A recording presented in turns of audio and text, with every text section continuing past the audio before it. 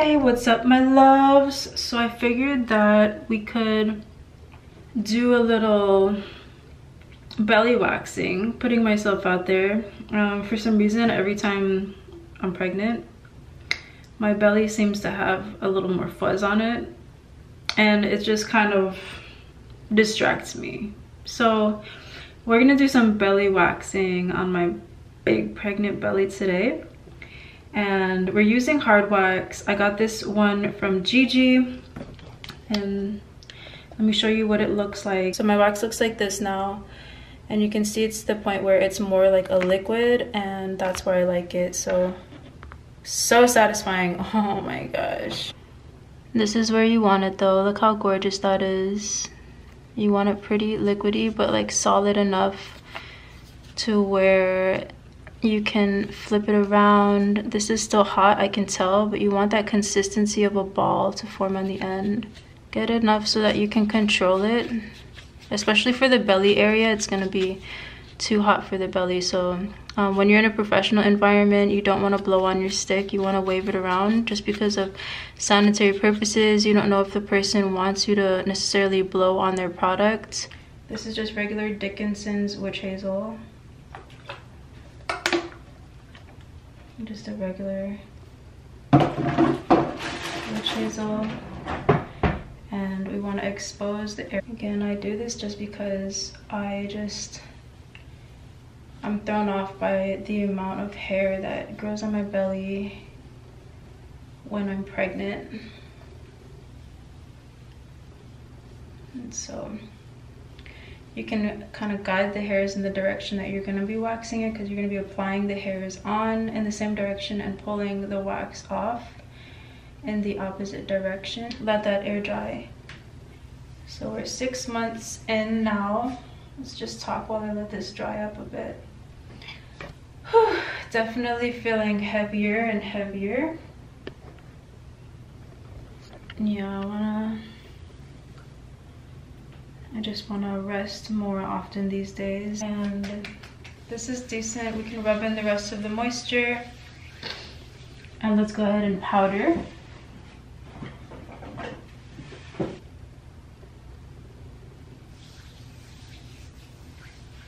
Powder is there for giving a barrier between the skin and the wax, so that way you're just picking up those hairs that are sticking up and not so much the stickiness of the skin. I noticed that when I go get waxed, some people, they don't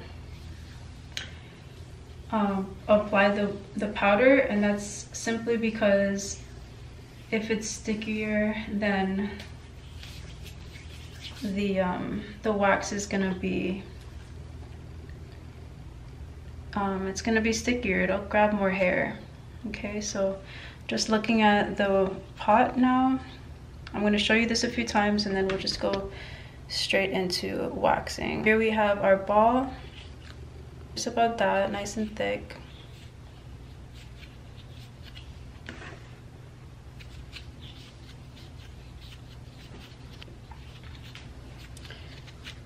Let's see if I can get this done within 20 minutes.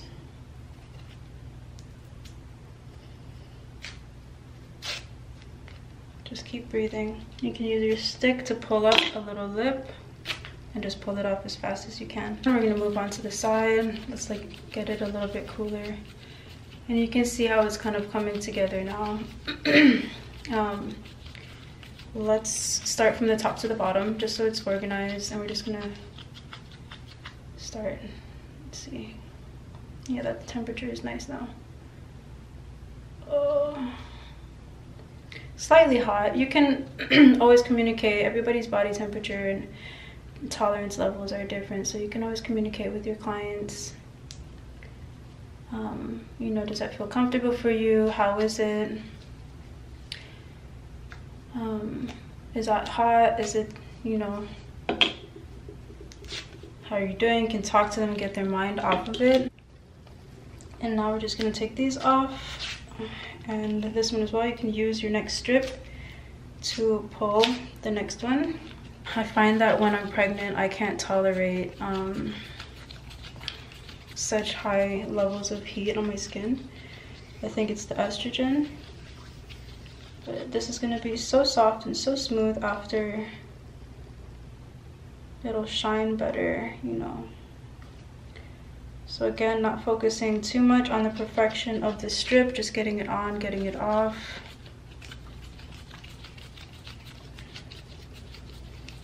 And once you figure out your consistency of your wax, you can move a lot faster as well, because it'll be the right temperature for your skin, you know.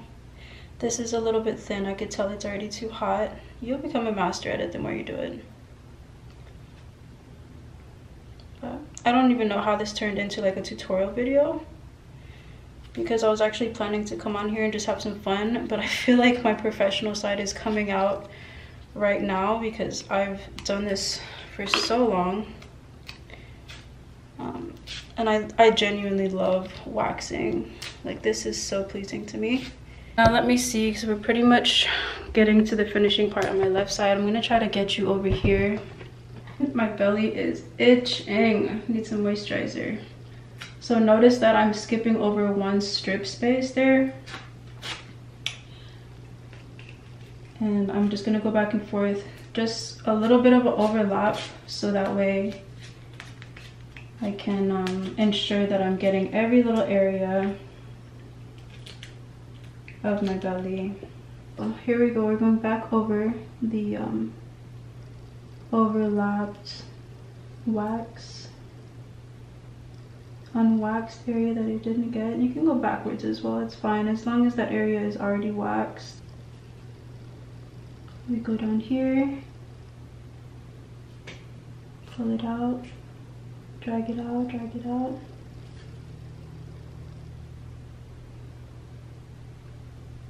And then we're just gonna do this one, we're gonna do like another two and just do some cleanups around these general areas because there's still some random hairs here. I don't wax my arms because I don't know if I will. I have before in the past. I waxed everywhere on my body.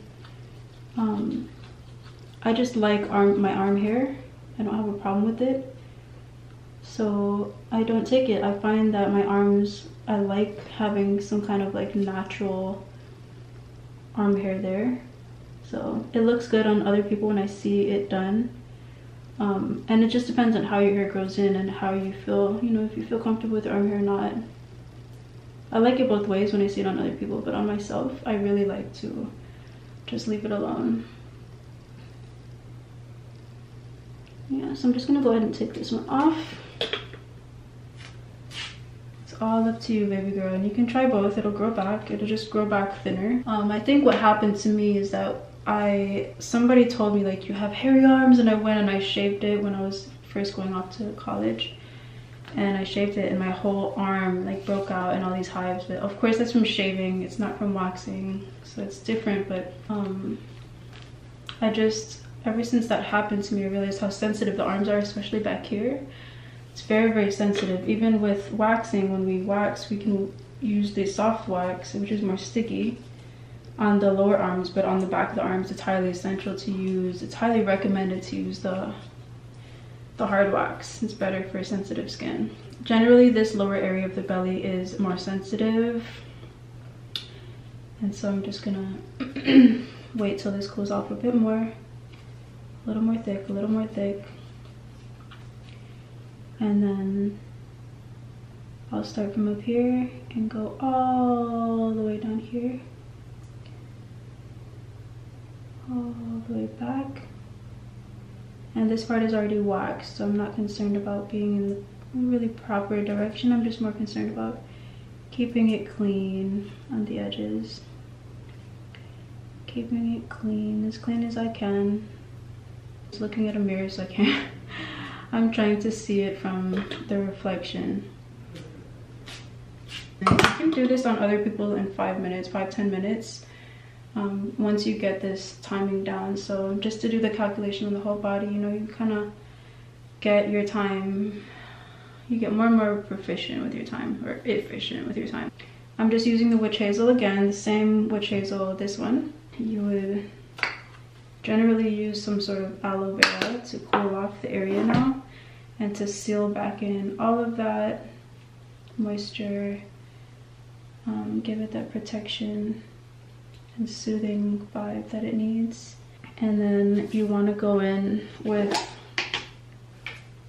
a moisturizer. This is just a butter that I use on my skin every day. It's a colloidal oatmeal butter that I made from scratch.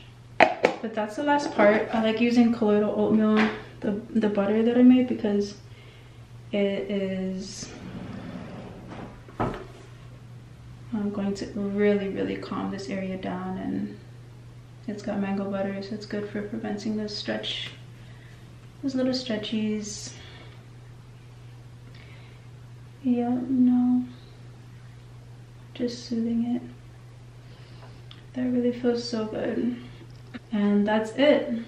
So now I have a nice fresh belly that's very clean and shiny. I'm gonna let all of this absorb in. Of course, I'm not gonna be walking around like this, but that is generally the finished product. All right, so if you enjoyed this video, I have a leg waxing video that you can watch as well. You can go check that and just look at it and see how I do my legs.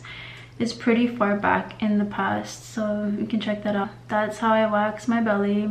I pretty much do that once a month, and it grows back thinner and thinner. So keep up on your self-love Saturdays. If it's something that you feel like you need to incorporate, if you're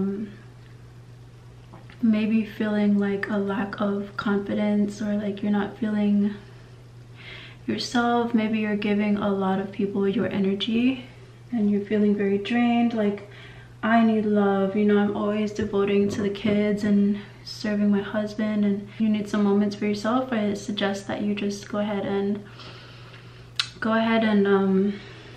start a routine. Have it in your calendar to do a self-love Saturday. I had to literally put it in my calendar and start saying, like, Saturday is my day, no kids, like, or she's gonna go downstairs and watch cartoons, and I'm gonna devote this time to myself because I need it, and because I'm a better person when I'm taken care of. You know what I mean? So when you receive love, then we're able to give love much easier, and that will make everybody's day a lot better. Whenever I go get facials and waxes or massages, I come back home and I'm able to give more love. So just make sure to take that time for yourself, and whatever day works for you, whether if it's a Saturday or if it's a Sunday, just find that time. Make the time for yourself, okay? There's so much love here for you. Just I hope that you have a good rest of your day. Happy Sunday, happy Saturday, whatever it is for you. I self-love Saturdays. Bye.